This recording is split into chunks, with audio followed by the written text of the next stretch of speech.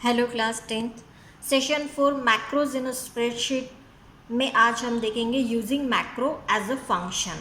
अब आपने स्प्रेडशीट में बहुत सारे फंक्शंस यूज़ भी किए हैं, है ना। कौन से? जैसे सम, एवरेज, मीन, मैक्स। तो ये सभी फंक्शन क्या है? बिल्ट इन फंक्शंस हैं जो सिस्टम के ऑलरेडी दिए हुए हैं, जिसको आप यूज़ करते हैं, है ना। तो आप मैक्रो जो क्रिएट कर रहे हो वो मैक्रो भी ऐसे वर्क कर सकते हैं जैसे कि फंक्शन वर्क करता है ना।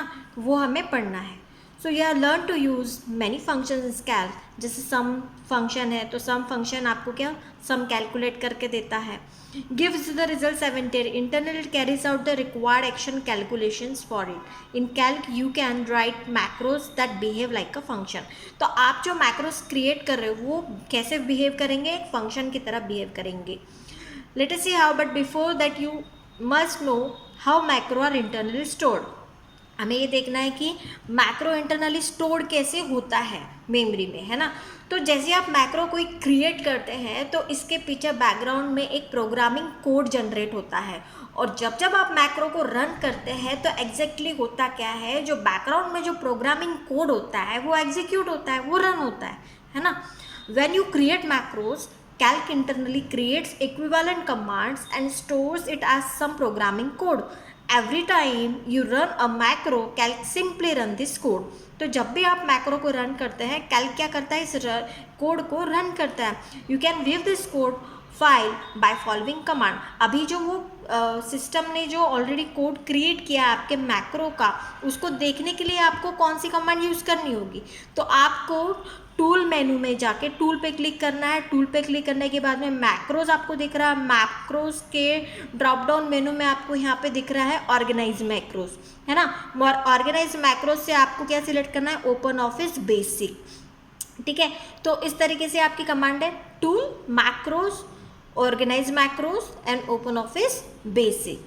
तो इसके साथ ही जैसे आप इसको सिलेक्ट करेंगे आपके सामने एक ओपन ऑफिस बेसिक मैक्रोज का डायलॉग बॉक्स आएगा, ये वाला, ठीक है।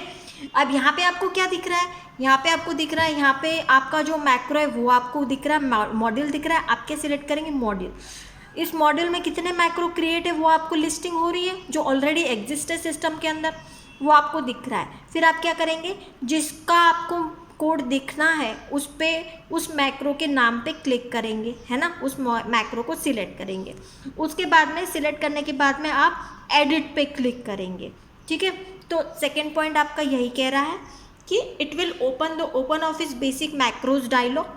Here click on the macro name and click the edit button from the right. तो आपने यहाँ से मैक्रो नेम को सिलेक्ट किया और एडिट बटन पे क्लिक किया।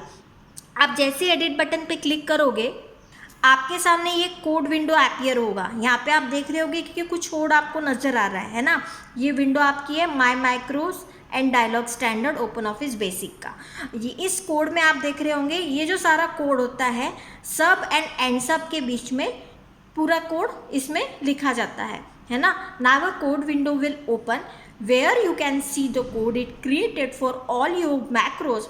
Each macro begins with a keyword. इस कीवर्ड से मैक्रो स्टार्ट होगा, sub followed by its name and end sub end with end sub, है ना।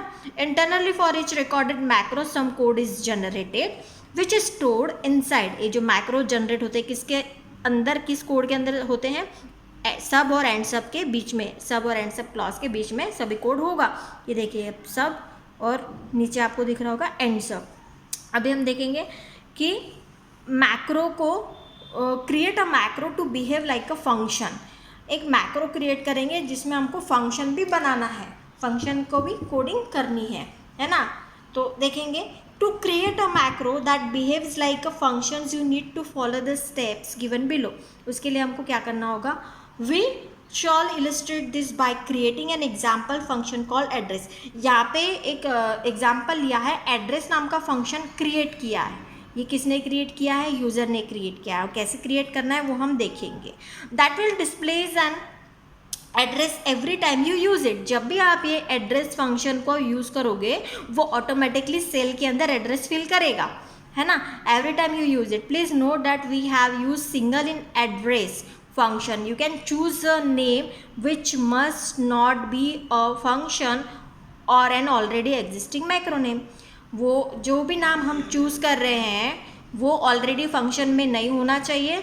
दूसरी चीज़, उस नाम का मैक्रो नहीं होना चाहिए, है ना। An already existing macro name, उसमें ऑलरेडी किसी भी मैक्रो के अंदर इस नाम का कोई फंक्शन नहीं होना चाहिए, है ना। फिर आपको मेथड वही है, आपको ये कोड विंडो ओपन करनी होगी। तो कोड विंडो ओपन करने के लिए हम कौन से स्टेप को अप्लाई करते हैं? टूल मेन्यू में जाते हैं, मैक्रोज, मैक्रोज में ऑर्गेनाइज मैक्रोज, और ऑर्गेनाइज मैक्रो में ओपन ऑफिस बेसिक, ठीक है। उसके बाद में आपके सामने वही वाला विंडो ओपन होगा, कोड विंडो, जहाँ से आपको ये वाला विंडो ओपन होगा, ओपन ऑफिस बेसिक का। यहाँ से आपको मैक्रो नेम सिलेक्ट करके एडिट पे क्लिक करना है ना।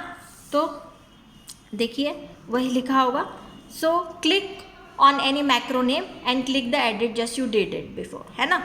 उसके बाद में एडिट पे क्लिक करोगे तो एडिट पे क्लिक करने के बाद में आपके सामने फिर आप कोड विंडो ओपन हो जाएगा, जहाँ पे आपका एंड सब और एंड सब के बीच में जो कोड लिखा होता है ना, ये इस तरीके का ये वाला कोड विंडो आपके सामने आएगा। तो देखेंगे ना, in the my micro code window that open click an empty space. अब एम्प्टी स्पेस पे आपको क्लिक करना है जहाँ पे कोई कोड ना हो, और मेक श्योर कि सब और एंड सब के बीच में आपको कहीं पे भी क्लिक नहीं करना है। Make sure not to click with in any sub and end sub lines और a function and end sub functions lines. यहाँ पे कहीं पे भी आपको क्लिक नहीं करना है सब और एंड सब के बीच में, ठीक है ना। And type a code based on the following template. ये आपका एक सिंटैक्स है, इस सिंटैक्स के थ्रू आपको टाइप करना है। आपको एक फंक्शन क्रिएट कर रहे हैं ना, तो फंक्शन क्रिएट करने के लिए आपको क्या लिखना पड़ेगा? फंक्शन और फंक्शन नेम। ये जो फंक्शन नेम है जो एंगुलर ब्रैकेट के अंदर दिया है, ये यूजर डिफाइन है। यहाँ पे आप कोई भी नाम अपने हिसाब से दे सकते हो। पेयर ऑफ पैरेंथेसिस, ये जो ओपन एंड क्लोज ब्रैकेट है इसको हम कहते हैं पेयर ऑफ पैरेंथेसिस। फंक्शन का नाम pair of parenthesis equal to जो वैल्यू आपको डालनी है वो आप वैल्यू यहाँ पे डालेंगे, और end sub. That means to create address function mention above we should type. अभी यहाँ पे अभी ये एग्जाम्पल दिया है, ये आपका सिंटैक्स है।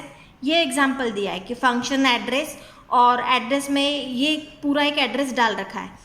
तो जब भी आप सेल के अंदर ये एड्रेस और पेयर ऑफ पैरेंथेसिस दे के एंटर प्रेस करेंगे तो ये वाला जो वैल्यू है, ये जो एड्रेस आपने लिख रखा है, ये ऑटोमेटिकली फिल हो जाएगा उस सेल के अंदर।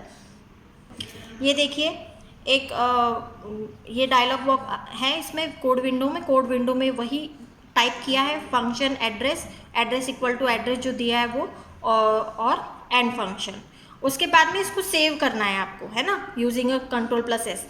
सो now save you code by pressing the Ctrl+S और clicking the save icon on the toolbar और close the my macros window. इस तरीके से आपने जो भी फंक्शन लिखा है उसको सेव कर लिया। अब using the macros as a function, अब ये मैक्रो जो आपने किया है उसको यूज़ कैसे करना है? You use a macro as a function, it is created with function and end sub clause by using its name equal to macro as function name, है ना। जो भी आपने फंक्शन नेम दिया होगा वो इक्वल टू करके खाली फंक्शन नेम आपको डालना है। तो 6 पॉइंट में आपको दिया है कि कैसे आपको डालना है। That is now in your worksheet in an empty cell type equal to address. इस तरीके से आपको एम्प्टी सेल में डालना है। आप जैसे ही एंटर की प्रेस करोगे ना, आपने जो एड्रेस लिख रखा है ना कोड के अंदर, वो ऑटोमेटिकली अपेयर हो जाएगा। You will see that the value you saved in a function name gets filled it. ये देखिए आपने कैसा डाला सेल के अंदर, equal to address pair of parenthesis, enter किया। एंटर करने के बाद में ये एड्रेस ऑटोमेटिकली आ जाएगा। आपने इसका फंक्शन क्रिएट करके रखा था, है ना, 1 2 3 ABC road T talk NX नगर दिल्ली, है ना। तो जो भी आपने फंक्शन में वैल्यू डाल रखी थी वो वैल्यू आपकी अपेयर हो जाएगी। उसके बाद में है पासिंग आर्ग्यूमेंट्स टू मैक्रोज। अभी मैक्रोज में हम आर्ग्यूमेंट भी पास कर सकते हैं। आर्ग्यूमेंट मतलब कोई वैल्यू, है ना। In a previous section, you learned to create macros that can be used as regular function. Like regular function, you can also pass value to macros. The values passed to macros are called its argument. जो भी हम value pass करेंगे उसको हम कहेंगे arguments. The value passed to macros are called its arguments.